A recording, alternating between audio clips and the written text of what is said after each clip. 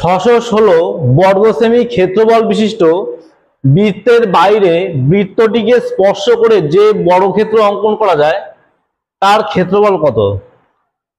তাহলে এইখানে একটা আমরা বৃত্ত আঁকলাম। তাহলে এখানে দেখো বৃত্তের বাইরে, ঠিক আছে, এই যে বৃত্তের বাইরে বৃত্তটিকে স্পর্শ করে, তাহলে বৃত্তকে স্পর্শ করে এমন একটা বর্গক্ষেত্র আমরা অঙ্কন করে নিলাম।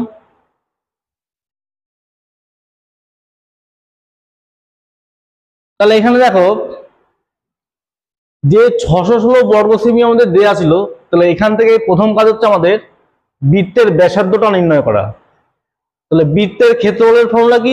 পাই আর স্কয়ার। তাহলে এই পাই আর স্কয়ার মান কিন্তু আমাদের দেয়া আছে 616। তাহলে পাই এর মান আমরা কি ধরবো? 22/7 ইন্টু আর স্কয়ার সমান সমান 616।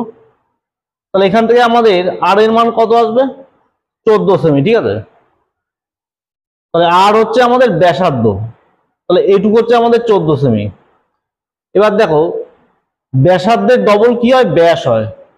তাহলে ব্যাস আমাদের কত হচ্ছে? তাহলে এই ব্যাসটা আমাদের 14 + 14 28 সেমি হয়ে যাচ্ছে। তাহলে এই বৃত্তের ব্যাস, যেটা বৃত্তের ব্যাসের সঙ্গে দেখো বর্গক্ষেত্রের যে বাহুটা তার দৈর্ঘ্য কিন্তু সমান হচ্ছে, তাই তো। তাহলে বর্গক্ষেত্রের ক্ষেত্রফলের সূত্র আমরা কি জানি?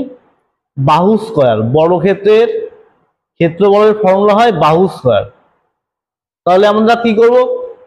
এই বৃত্তের যে ব্যাসার্ধ মানে ব্যাস 28, তার সাথে আমাদের কি হচ্ছে? বর্গক্ষেত্রের বাহু সমান হচ্ছে, তাই আমরা কি করে দেবো? 28 স্কয়ার। তাহলে 28 স্কয়ার করলে কত হয়? 784। তাহলে আমাদের বর্গক্ষেত্রের যে ক্ষেত্রফলটা সেটা হচ্ছে 784 বর্গ সেমি। তাহলে এটাই হচ্ছে কি সঠিক